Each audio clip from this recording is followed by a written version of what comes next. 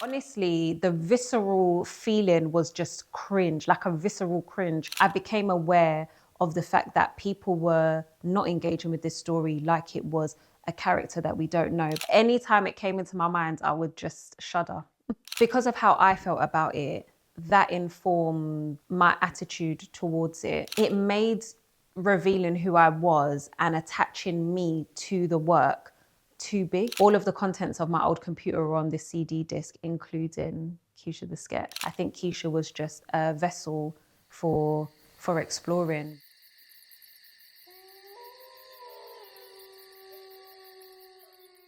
If I could sit down with a younger me, I think I would say be more brave and more confident in what you're doing and what you can do and what it will lead to.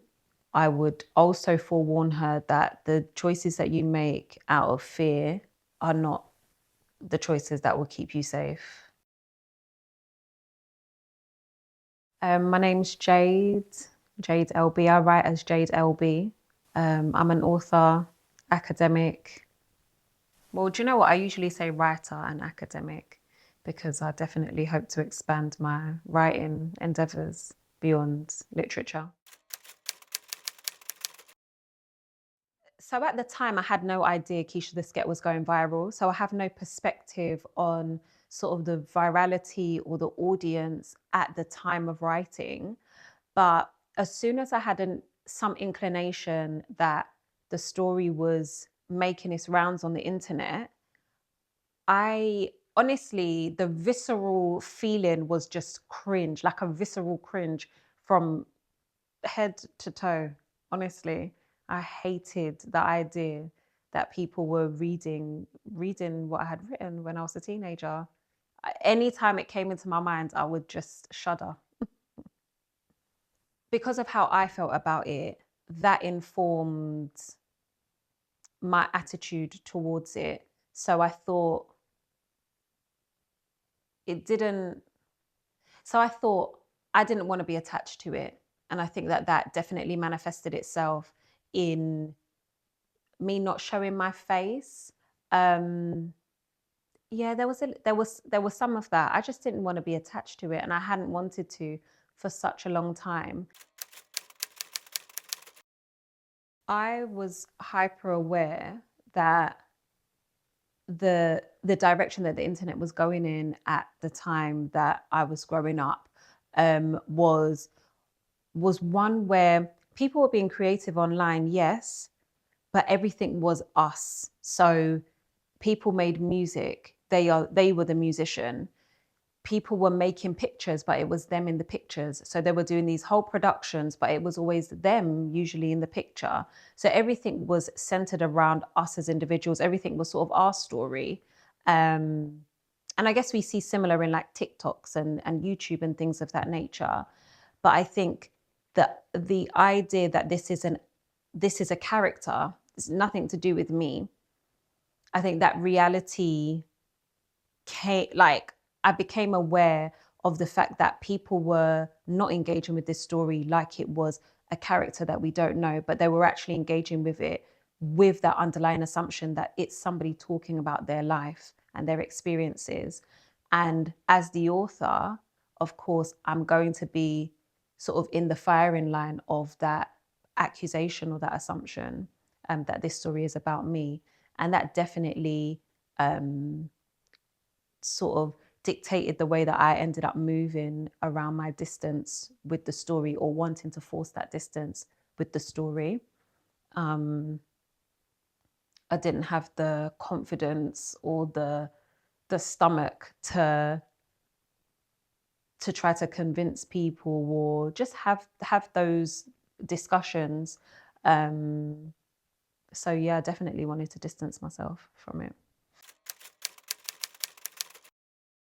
The length of time between leaving school, where I knew people knew I was writing it, and then when it came to publishing it all those years later, there'd been so much time in between that it just made revealing who I was and attaching me to the work too big. It just felt so massive. So I very much shied away from it. I finally decided to publish or explore the options that I had with this piece of work because one, it was becoming apparent that that it had value. And two, I think you just get tired of running away from things as well. You can't run away from things forever. So I was definitely in a space in my life where I was in therapy for the first time. And yeah, I think therapy helps you to face the fact that you can't run away from things. There's nothing that you have to face everything. If you're going to go on a journey with yourself, you're going to have to face everything. So yeah, I was just in a very reflective season of my life. I finally decided to like show my face because it was inevitably going to happen at some point, I guess. And I was missing out on a few opportunities as well, to be very honest. So, yeah, I wanted to see what life might look like if I just stood in my decision to publish the book. Writing as Jade LB didn't feel like some big significant decision at the time, to be very honest with you. I don't even remember when I made the choice to just use the first initial of my middle and last name rather than my, you know, full actual name. But I guess it was part of hiding my identity, definitely, why I made the decision in the first place. I think if I do publish something fictional again, I will use my full name.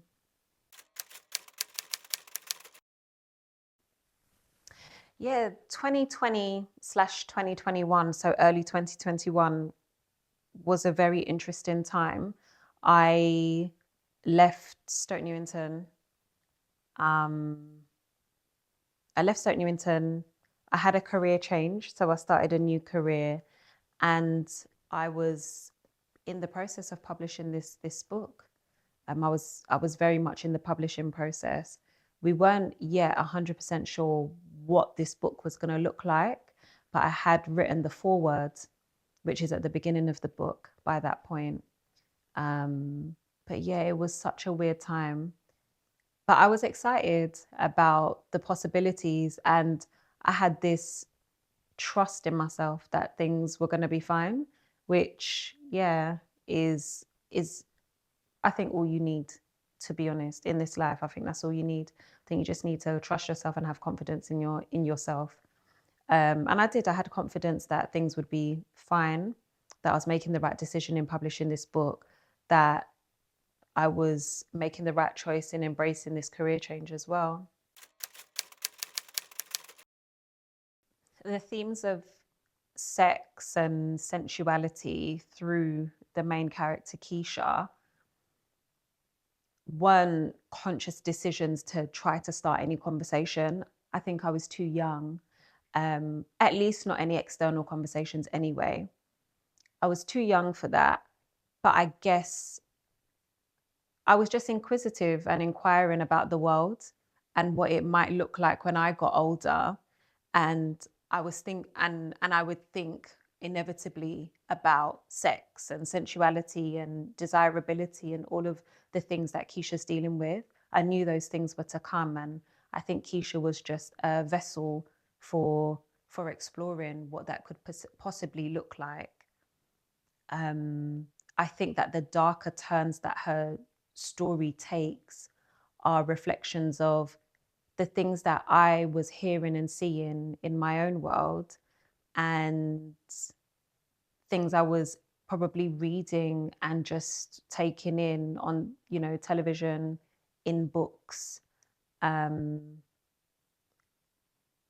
and, but also, I have to be very honest, I think that some of the darker turns that Keisha's story takes are misguided interpretations of like intimacy and sex and sexuality, I think, as well. Writing the second version in standard English, I guess you could say, and moving away from the slang that the original Keisha the Sket is written in was a business decision. It was definitely a business decision, just thinking about engaging broader audiences.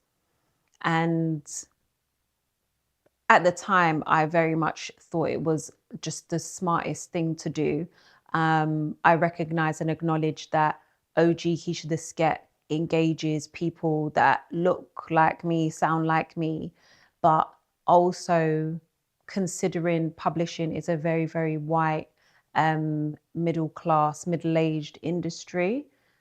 I wanted to provide something for the people that go out and buy books in their masses.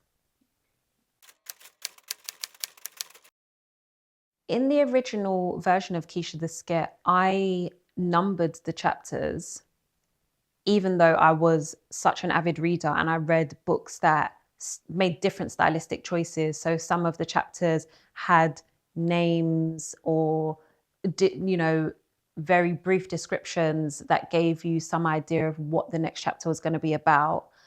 For some reason, I made the stylistic choice to number the chapters. And I just continued with that stylistic choice in the new version.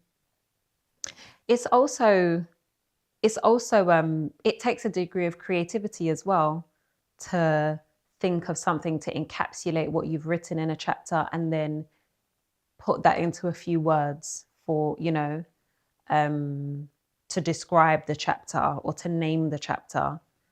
And I didn't have that sort of time. I had started talking about re-engaging with Keisha the Sket from about 2018, I think, which was 3 years before I eventually published it. And initially I looked on the internet actually for more of the original chapters. But then I did find that I had a really old CD disc. I stumbled across all of my old stuff, and there was a box with CDs in, and I had this CD that had all of the contents of my old computer on it. And the memory sort of clicked that, oh, this has Keisha the Sket on it. And yeah. Do you know that I don't think I've ever reread it from top to bottom. Um, no, I don't think I've got the stomach to reread it from top to bottom. When it came to the rewritten version, I had to reread it multiple times because of the editing process.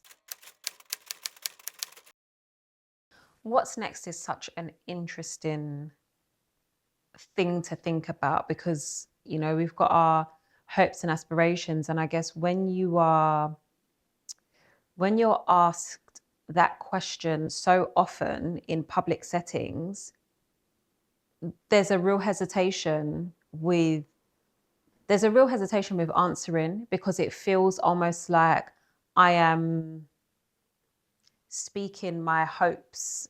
I'm speaking out my hopes and my aspirations.